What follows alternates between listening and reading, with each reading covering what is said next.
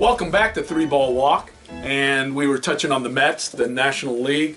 A huge gap last year between them and the Nationals, who finished second. And you know, we said no one's going to be touching the Mets, or it doesn't appear that way. What do you think from the National League East, Bob? Well, I mean, I think that, you know, if you're a Washington Nationals fan, you know, you have Bryce Harper. But I really don't see the Nationals. I didn't see any team in the National League East really making any significant move to try to better themselves. And as a you know, Braves fan, there's 5 words that I can't stand. It's, you know, we're building for the future. Well, you know, I may not live to 2040. I mean, I don't know if I can wait that long. You know, if I'm a Cubs fan, I'd probably be suicidal by now. You think about, I mean, if you were born in 1932, it's been over 80 years since the Cubs have been to the World Series. But I don't see the Nationals, you know, doing that much. I mean, they lost Jordan Zimmerman, they lost Ian Desmond, they still have Harper. But but like the California Angels or the Anaheim Angels, you can't build your team around one guy. Would it shock you if Bryce Harper wins the Triple Crown? No. Yes. Really? It would shock me because I don't think he's going to get the RBIs. Because I don't think there's going to be enough people on base in front of him. He's going to get his. He's going to get home runs. He's going to get his home run. 42 home runs, Yep. tied for the league lead, and the 2 closest ones were from Colorado, which they don't count. And he was second to D. Gordon in batting average? Yes, Yes. second in batting average. But I also think that he's going to get impatient. He's going to. I don't want to take the walks. People are not going to give him the pitches because a great hitter is only as great as the people in front of him, behind him, who you're going to have to pitch some way around him. And so, if you're not getting guys on base, so what if you hit a home run? Solo home run, not going to lead the you're not going to win the RBI crown. That's the one thing I think that he probably won't get. He won't get the RBI. One thing that we can talk about, because we have a question from the bullpen. Dave P. from Orlando said, with them dealing off Storin and keeping Papelbon, how do you think that's going to affect their clubhouse? I mean, you know what happened with him and Harper last year, you know, Papelbon and Harper. How does that affect them? Well, I think Harper's young. You know, he's still young. We tend to forget how young he is. I'm not. I think he's still early 20s. Oh, mid-20s, 24, 25, yeah. Somewhere around there. And he's been around so long that you tend to think of him as an older guy. He's still a young guy. He still has some room to develop in the clubhouse and the way he carries himself. And there's lots of stuff that's out right now. Yeah, about but the story with Papelbon, it goes back to Boston. I mean, yeah. he's and I hate the term cancer in the clubhouse, because when people develop and when people produce and when the Red Sox win in a World Series, everyone loves Papelbon. But when trouble comes up, all of a sudden those little nicks and everything start coming out, and that's kind of what happened last year. It is. And chemistry is as good as your won and loss record. So Dave, to be honest with you, I think the chemistry between Bryce Harper and John Papelbon and the chemistry in the entire Nationals clubhouse is going to be determined on can they win the games. And they were only 7 games back. It's not. Right. That's where and you can make up 7 games in a hurry. And Max Scherzer, they did lose Zimmerman, but Right. Scherzer's there, and Scherzer has a potential just to dominate a month. And they picked up a guy from the Mets, Daniel Murphy, too, you know, who we couldn't forget, who had 27 home runs last year. And he'll be setting the table there for Zimmerman to be able to drive in. As far as setting the table, D. Gordon last year with the Marlins hit, you know, led the league in hitting, on base, stealing. He gets into, may not hit a lot of doubles and triples. Well, he does hit a lot of triples, but you know what? He's fast. Gets a single and he's on second base. Yeah. And then Stanton, injured. Stanton the year before, Injured. MVP, last month and a half, loses out the MVP Yep. because he didn't play. You know, can he be there? And then the ace of that staff, Jose Fernandez, they have the 2 best young players in baseball, in my opinion, and not because I think so. I'm wearing, and they can't finish the season. So the Marlins, with a healthy Stanton, with a healthy Jose Fernandez, with a new manager, which that I'm That's still like saying questioning. the healthy those 2 guys is kind of like saying with a unicorn. Well, you know what We're helps? just not sure that it can ever happen. Right. We've never seen it. Well, we've never seen we it. saw Jose Fernandez that rookie year, Yeah. and they shut him down the last month of the season, Yep. and it was still a phenomenal year. So I think you're going to have to say, can they develop whatever they're doing in the off season? Can they get to a routine where they can build up the stamina they need to finish? And it can't be about the ballpark now and about being in the heat, because they're inside. So you can't say that. So I think one thing that helps the Marlins too, and the Nationals and the Mets, they get to beat up on the Braves and Phillies.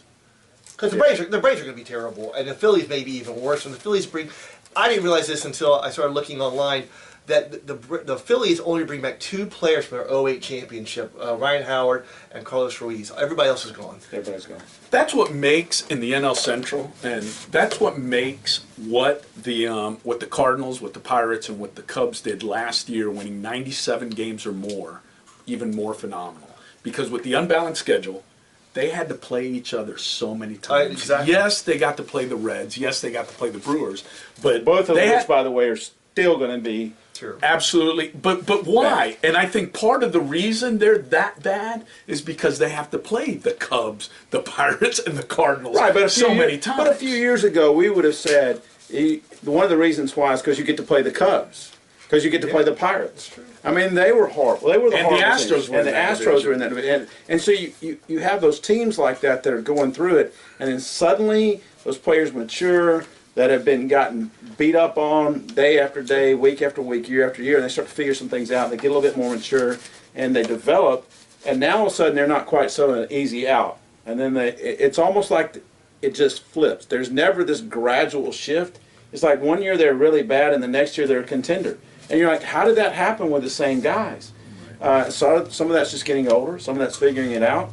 And One of the sometimes exciting other things teams- that's going to, they're not on TV enough, but I did see them the other night, is the Brewers. And, led by my friend. I mean, I remember his rookie year, and he helped me get this. And if you guys want to take a look at that, is the World Series ring 1997, manager of the Milwaukee Brewers, Craig Counsell. And it's fun. He still looks like a kid. He does.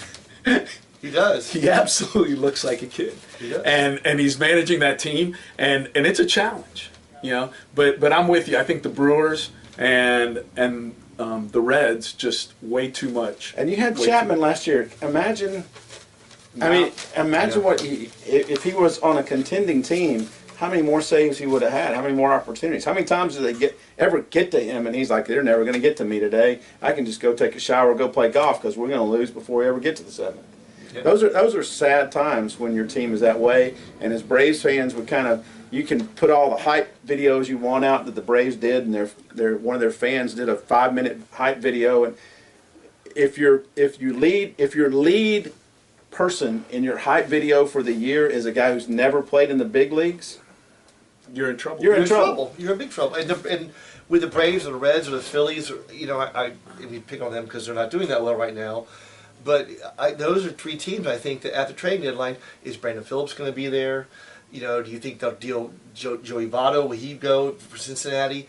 I mean, Brandon Phillips. Here's one for you. What happens if the Nationals tank Papelbon or Harper on the deadline on the trade block? You can't get rid of Harper. You can't. I don't think you get. Papelbon would be gone. I think, but he's just too young.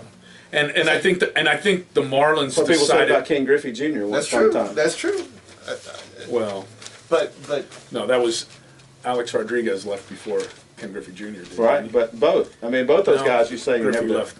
Yeah. You would say we would never trade those guys, And Randy Johnson. and they all got traded. They all got So traded. you never say you're never going to trade a guy. It's always about how much can we get for the guy, and then you might be traded. Yeah. Let's move on. And then we talked about the Giants. Yep. And I think the Giants have a legitimate shot at making a run because They do. It's an odd year. Or it's an even year. It's an even year. It's an even year, and we were talking in the break, and you don't want to mention his name because he played for the school out west of us, but they have the best catcher in baseball. They do.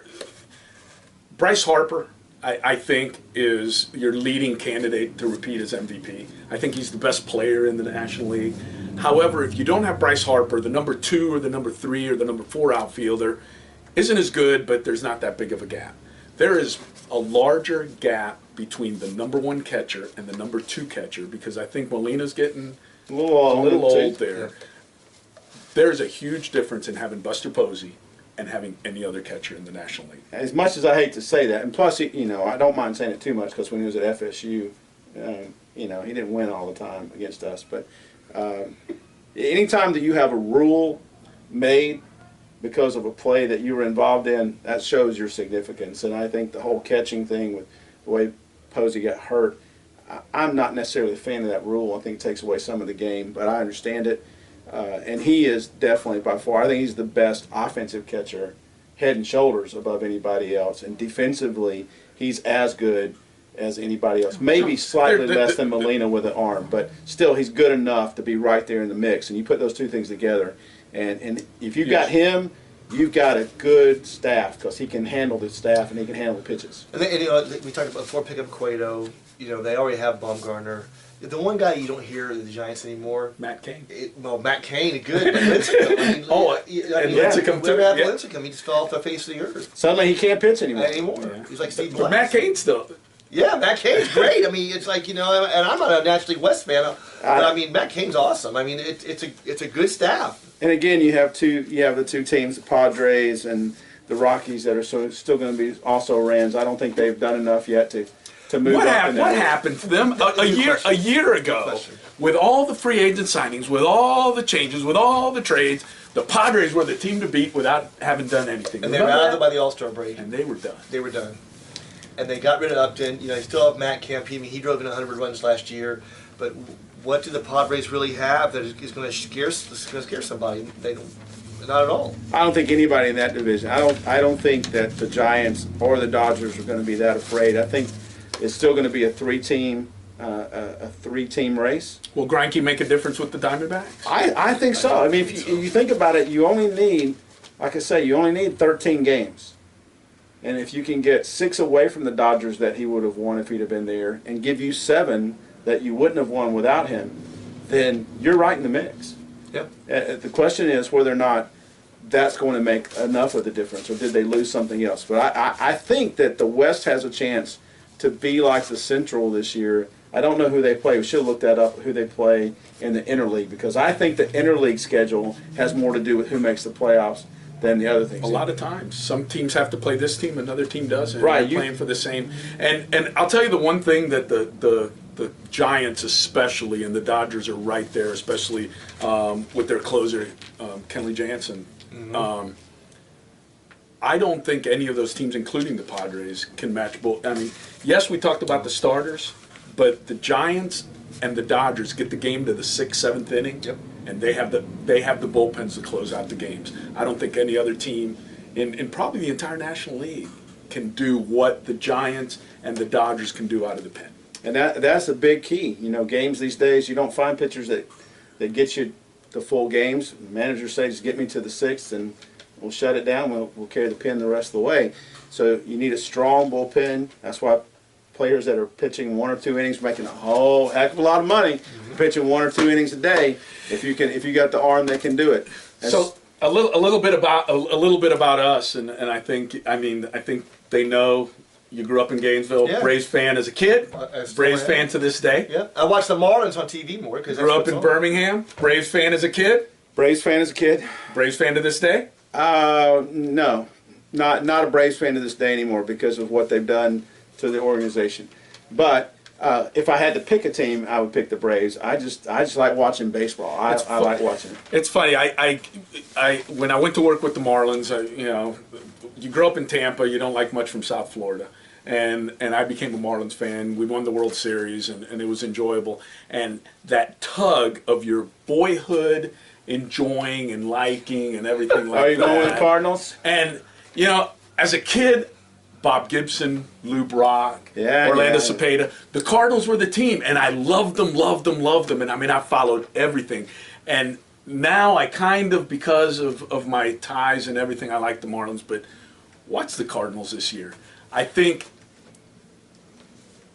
they love baseball. If they probably, and as much as we like baseball, we started a podcast and everything.